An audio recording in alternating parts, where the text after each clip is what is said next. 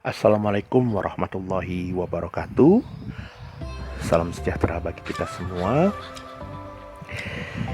Baik mahasiswa-mahasiswaku, untuk mata kuliah kewirausahaan, kalau kemarin sudah kita bahas tentang pengelolaan yang seharusnya adalah pengembangan, perlu diralat bahwasanya yang pengelolaan yang lalu adalah pengembangan tentang bagaimana menentukan bisnis atau merintis usaha baru. Kali ini adalah pengelolaan tentang manajemen usaha. Baik, langsung saja kita akan masuk dalam pengertian manajemen. Pengertian manajemen dalam kewirausahaan, manajemen ialah proses perencanaan, pengorganisasian, pengarahan, dan pengawasan aktivitas usaha para anggota organisasi dan penggunaan sumber daya lainnya agar mencapai tujuan organisasi yang telah ditetapkan. Kurang lebihnya prosesnya ada seperti ini: manajemen, kemudian ada perencanaan, pengelolaan, kemudian pengarahan, koordinasi, dan pengawasan. Kemudian berlangsung dengan para anggotanya, dan yang akan dicapai adalah tujuan organisasi tersebut.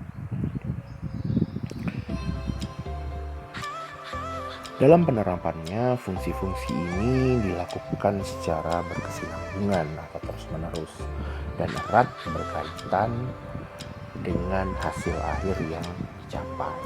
Jadi, dalam sebuah bisnis, kita harus mampu mengatur secara manajemen semua pola perencanaan, dari mulai koordinasi, kemudian bagaimana pengorganisasian yang baik, kemudian bagaimana caranya pengawasan yang baik untuk mencapai tujuan yang diharapkan.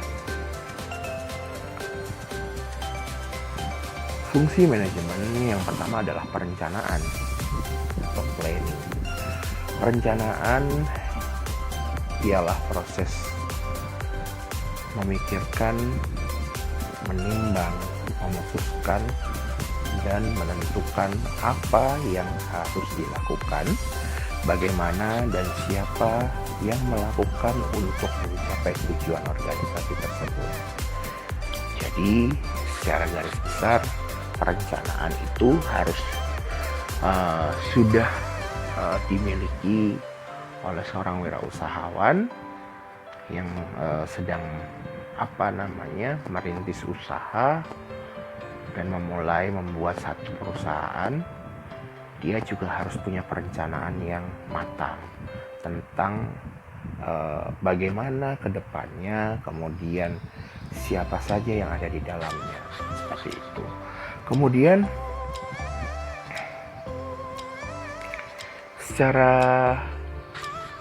struktural, perencanaan dibagi ada 6.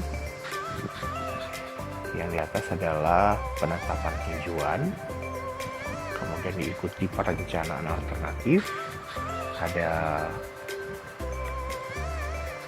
penilaian alternatif, kemudian ada penentuan alternatif, ada operasionalisasi, dan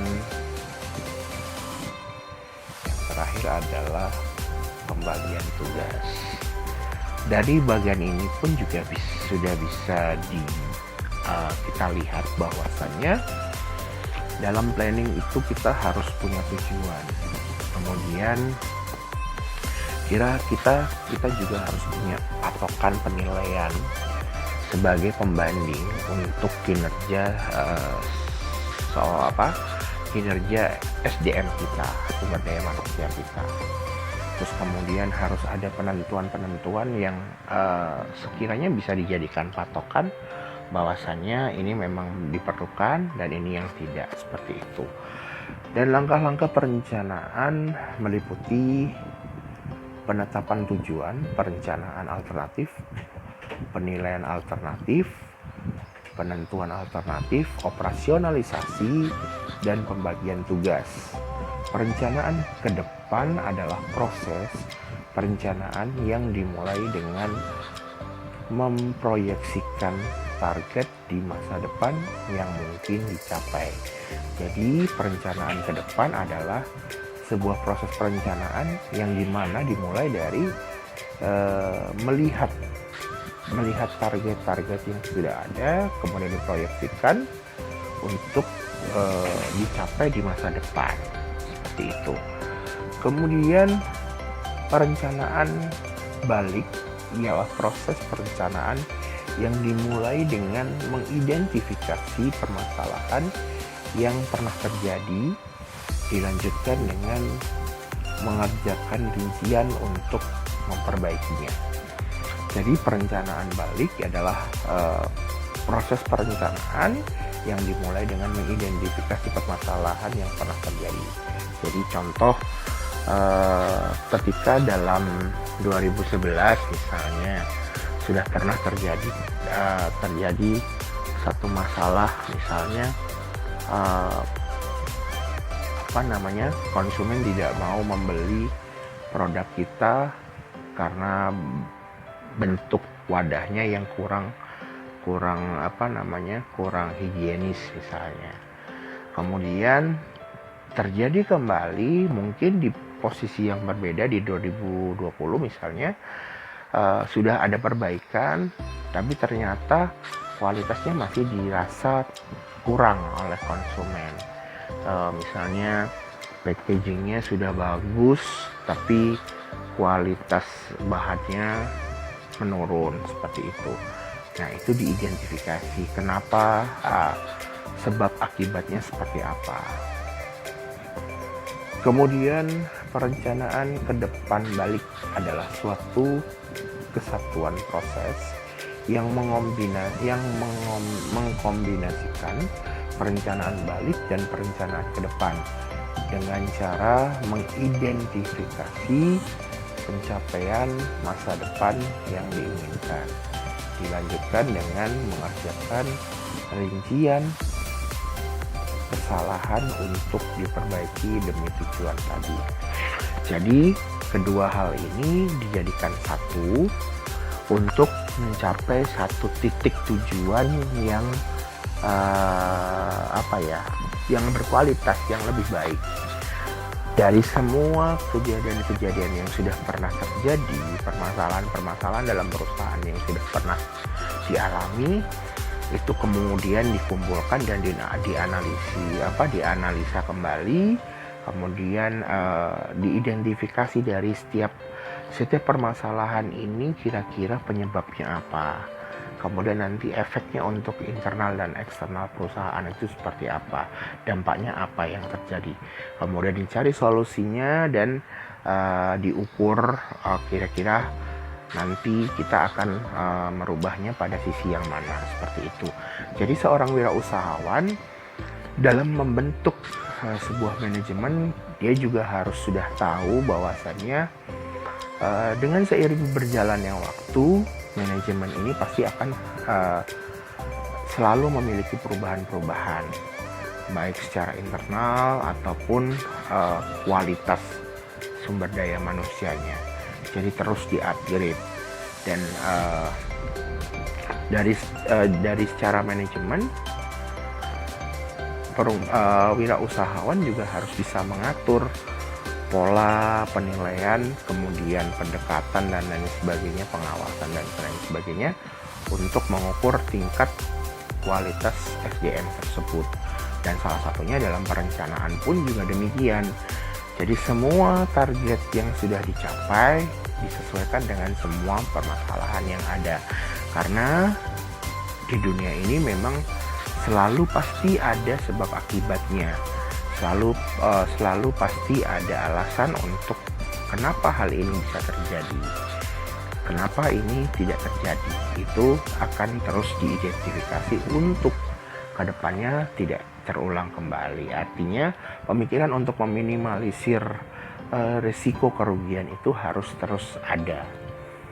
Kemudian dalam membuat perencanaan, wirausahawan perlu memikirkan, menimbang, memutuskan, dan menentukan apa, bagaimana, dan siapa yang diperlukan untuk mencapai tujuan. Artinya di sini wirausahawan memang harus sudah secara terstruktur, sudah harus tahu dari semua identifikasi permasalahan yang ada, yang sudah pernah terjadi, harus bisa berpikir kira-kira langkah apa yang harus diambil agar tidak terjadi hal-hal yang diinginkan seperti yang sudah terjadi. Kemudian bagaimana kira-kira untuk memproyeksikan semua ini agar tidak terjadi lagi, tidak terulang kembali, bahkan tidak sampai merugikan perusahaan. Kemudian dan siapa saja yang harus dilibatkan dalam hal ini untuk memikirkan untuk analisis problem ini, kemudian memecahkan dan memberikan solusinya, seperti itu. Adapun langkah-langkah pembuatan perencanaan yang perlu dibuat meliputi: 1. Perencanaan bidang SDM. Masalah utama bidang SDM ini adalah penerapan standar perekrutan SDM. Seperti tadi yang saya sudah bilang, harus ada kualifikasi atau penilaian alternatif untuk penerapan standarisasi SDM. Kemudian etos kerja SDM yang bertanggung jawab dan terpercaya dalam menjalankan tugas atau kewajibannya. Jadi harus bisa dilihat dari personal dan dari kualitas pekerjaannya. Kemudian yang kedua adalah perencanaan bidang keuangan. Masalah dalam bidang ini ialah penetapan sumber dana dan alokasi pengeluaran. Jadi dalam perencanaan, dalam khususnya perencanaan yang sudah dibagi, perencanaan bidang keuangan ini juga harus bisa mengelola semua pendanaan dan alokasi pengeluaran juga harus transparan dan jelas, agar tidak mengalami satu kerugian atau bahkan tidak mengalami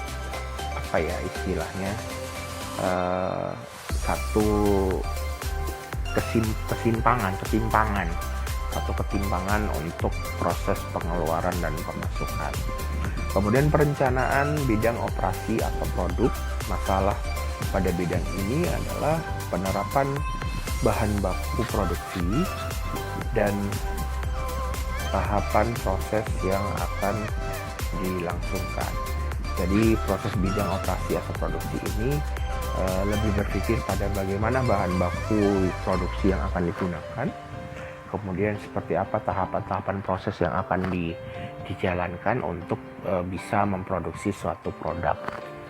Kemudian perencanaan bidang pemasaran. Implementasi dalam bidang ini jelas dapat berupa penetapan segmentasi pasar, target, dan pemosisian termasuk promosi, yaitu komunikasi pemasarannya seperti apa.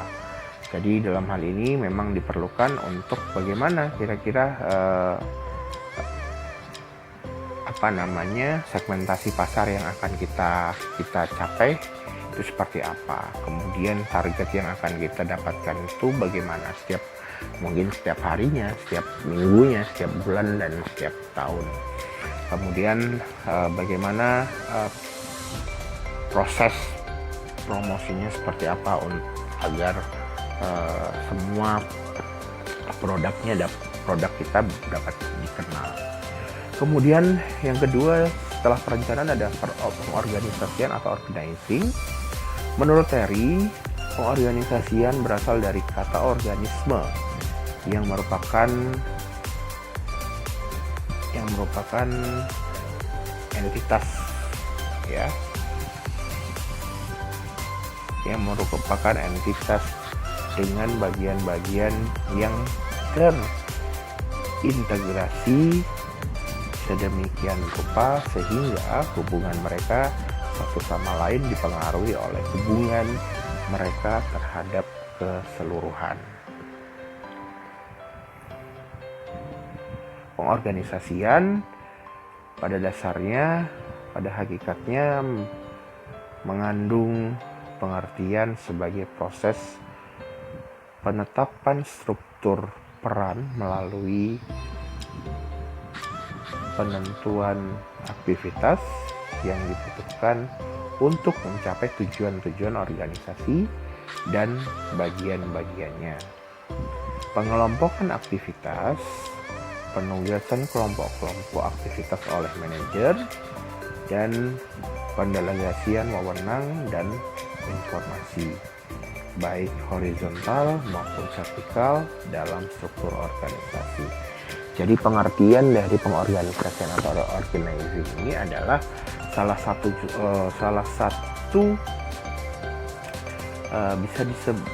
satu proses penetapan secara struktural dari mulai job desk, kemudian job description atau wewenang kerjanya, SDM yang ada dalam perusahaan tersebut, kemudian tugas-tugas yang harus diemban, kemudian pola hierarki dari garis struktural atas sampai ke bawah itu seperti apa, semua harus bisa tersusun dengan baik agar pengelompokan kerja yang sudah ada bisa berfungsi dan memiliki konsekuensinya masing-masing.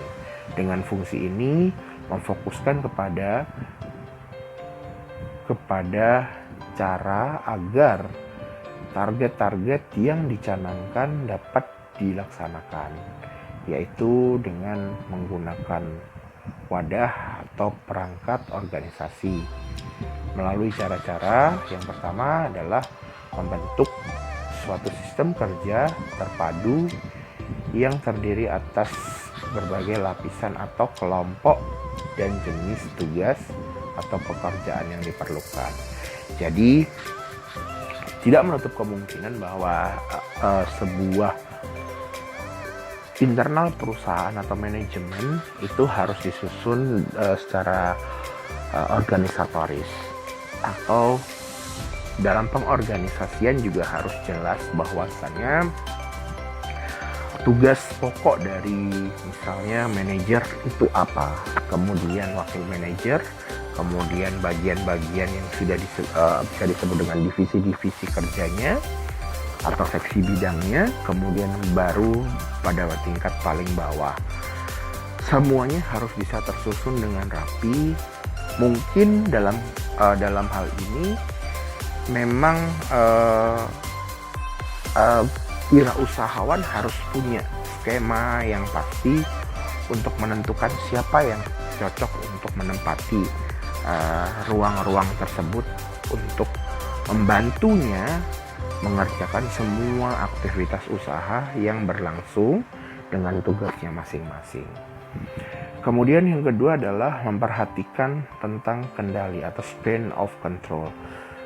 Jadi seorang wirausahawan juga harus memikirkan bagaimana untuk semua aktivitas usaha itu bisa dikendalikan dengan baik, dan secara kelompok atau secara divisi yang sudah dibentuk, mereka bisa bekerja sama dan bersatu untuk tugasnya mereka masing-masing, untuk tujuan yang akan dicapai oleh perusahaan.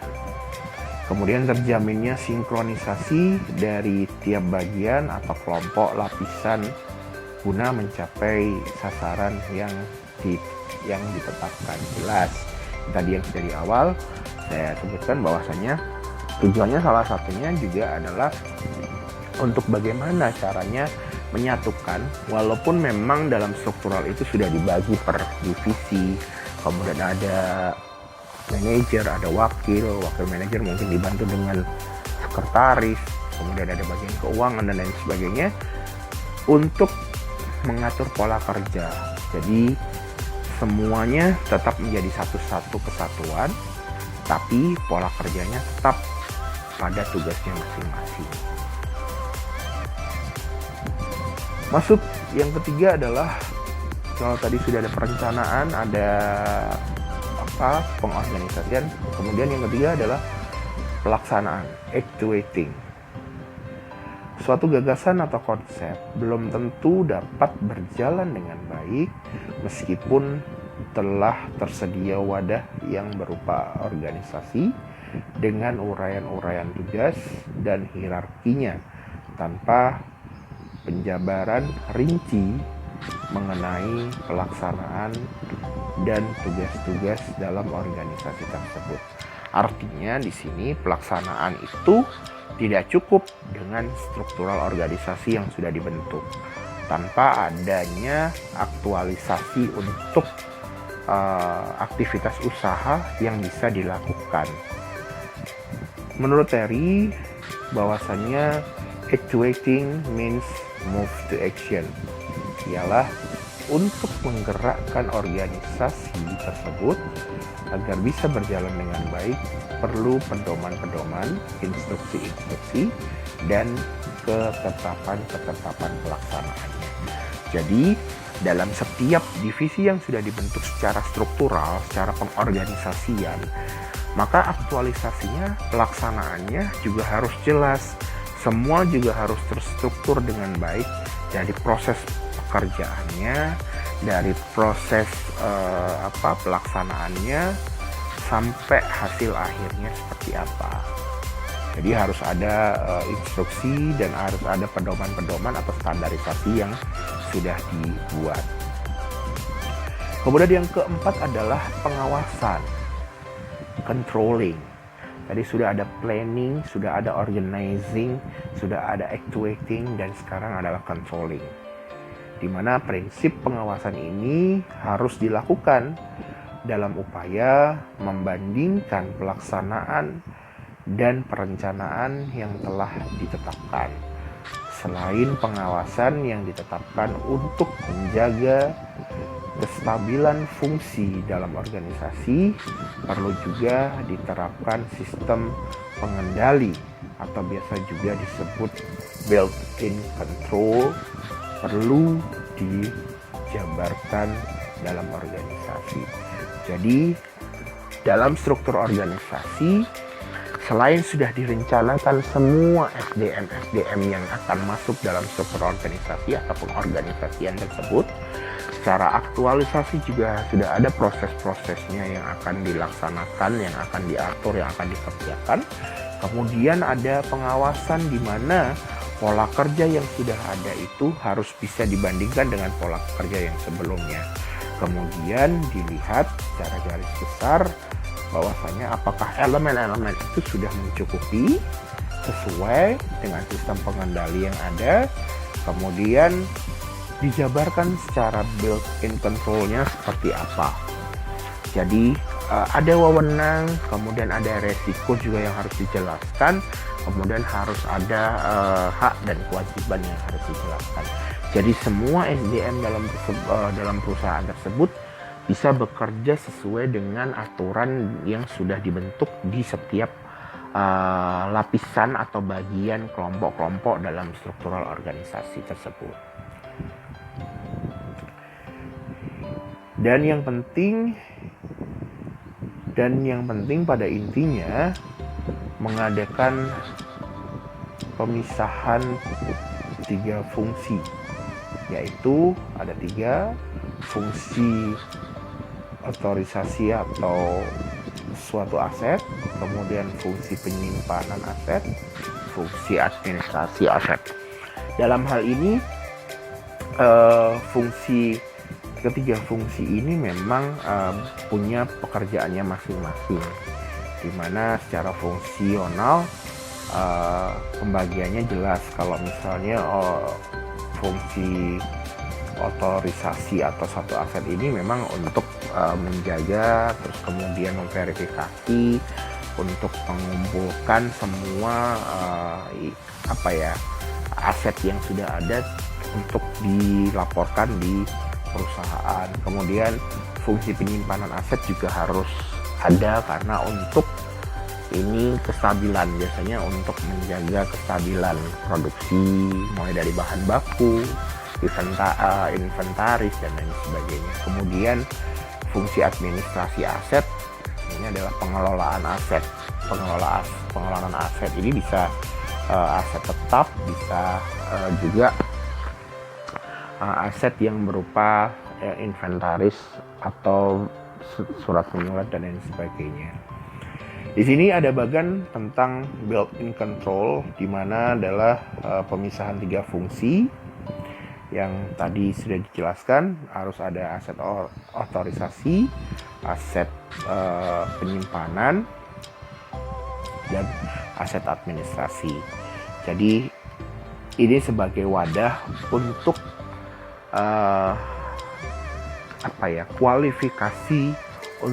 kualifikasi SDM, dan semua aset itu masih terjaga dengan baik sesuai tujuan pencapaian perusahaan. Beberapa hal yang perlu diperhatikan dalam melakukan fungsi pengawasan, yaitu memperhatikan tujuan yang ditetapkan, melakukan pengawasan terhadap sistem operasional, membandingkan anggaran dengan pengeluaran real, mengevaluasi atas hasil yang dicapai, memberi masukan untuk perbaikan pada masa yang akan datang, dan menjaga keutuhan peta kinerja organisasi. Memang dalam pengawasannya atau controlling ini yang perlu diperhatikan adalah tentang evaluasi. Bagaimana caranya semua yang sudah ada, yang sudah dibagi dalam struktural itu harus dievaluasi dari pola kerja dan lain sebagainya. Untuk apa? Untuk melihat hasilnya, hasil kerjanya sudah cukupkah, sudah memuaskankah, atau mungkin banyak kekurangan. Kemudian dilihat dari penilaian standarisasi yang sudah ditetapkan sebelumnya, apakah sudah sesuai dengan standarisasi tersebut. Kemudian melihat dan menganalisa dan sekaligus mengidentifikasi permasalahan-permasalahan yang ada dari standarisasi yang sudah ada. Kok masih ada masalah? Kira-kira di mana? Titik beratnya pada posisi apa? Memang yang bermasalah adalah apakah sumber daya manusianya, mungkin aset, atau mungkin bahan baku produksi mungkin, atau dan lain sebagainya. Jadi pengawasan ini memang secara tugas dia harus bisa mengidentifikasi dan menjaga peta kinerja itu tetap berjalan dengan baik sesuai standarisasi yang sudah ditetapkan. Dan kurang lebihnya adalah skema kerja wirausaha antara lain seperti ini. Jadi aktivitas usaha dibagi, kemudian ada administrasi dan akuntansi, kemudian personalia, kemudian ada keuangan, kemudian ada produksi, kemudian ada pemasaran, turun lagi, kemudian pada fungsi manajemen. Fungsi manajemen di sini dibagi dengan perencanaan, pengorganisasian, kemudian pelaksanaan, dan pengawasan. Kemudian masuk pada tujuan usaha. Jadi skema ini memang dibuat jika kita lihat bahwasannya dari satu persatu semua harus jelas secara struktural, divisi-divisi atau kelompok-kelompok atau lapisan kelompok organisasi yang dibagi itu juga harus jelas. Kemudian selain itu ada fungsi manajemen yang benar-benar diatur di dalamnya. Jadi sehingga semua yang sudah teratur secara rapi, SDM-nya masuk pada posisinya masing-masing, dia akan tahu tentang fungsi manajemennya seperti apa. Kemudian baru dijelaskan secara garis besar tentang proyeksi kinerjanya seperti apa. Dan kemudian tujuan usaha yang akan dicapai itu apa. Jadi dari semua skala umum kemudian harus ada skala khususnya yang akan dicapai oleh perusahaan tersebut. Dapat dilihat bahwa aktivitas usaha adalah titik awal yang menjadi inti dari wirausaha yang dijalankan. Sementara fungsi manajemen adalah sebagai pengawal sekaligus penjembatan agar setiap elemen dalam aktivitas usaha tersebut dapat mencapai tujuannya dengan baik. Tanpa fungsi manajemen, ketimpangan di setiap elemen aktivitas usaha sangat mungkin terjadi. Jadi dengan kata lain, bahwasannya setiap fungsi manajemen itu harus ada, harus dijelaskan. Dari setiap elemen-elemen yang sudah ada atau dari setiap divisi-divisi yang sudah dibentuk, harus punya perencanaan, harus punya pelaksanaan, harus punya pengorganisasian dan pengawasan yang jelas. Jadi kualitas divisinya akan berjalan baik sehingga akan menjadi satu kesatuan atau bisa mensinkronkan semua divisi yang sudah ada, elemen yang sudah ada untuk mencapai satu tujuan yang diharapkan oleh perusahaan. Seperti itu. Baik, demikian penjelasan singkat tentang pengelolaan atau manajemen usaha dan aktivitas usaha, dari mulai pengertian manajemen, kemudian pembagian manajemen, dari mulai ada perencanaan, kemudian ada mulai perencanaan, kemudian pengorganisasian, kemudian